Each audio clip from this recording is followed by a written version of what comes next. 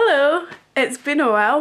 For those of you who don't know, me and Ruth have now finished our first year of university, and so she's back at her home, I'm back at mine, so we will be vlogging independently for the time being, just to update you all.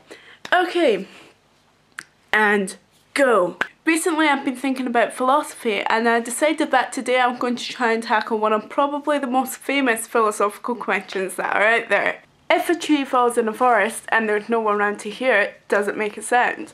Now, a lot of people think that this is a really stupid question because of course a tree makes a sound even if there's no one around to hear it. But I'm here to tell you that this question is not as stupid as it sounds, and as far as philosophy goes, it's actually quite sensible.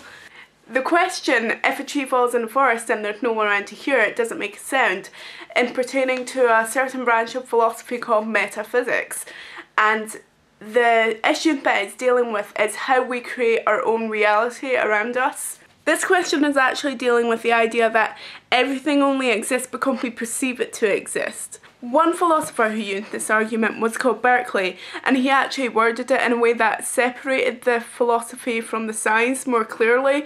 What he said is, if there was a tree in a garden, but there was no one in the garden, does the tree exist? Does it cease to exist because there's no one there to perceive it? Although, interestingly enough, you can actually keep the scientific part in this philosophical question in order to cement the idea that we perceive everything and that's what creates existence. Is sound really sound unless it's being heard? I find this a really interesting branch of philosophy, and I find myself almost persuaded by the argument that if something isn't perceived, it ceases to exist, which seems almost absurd, but it makes sense that we create the existence that we know.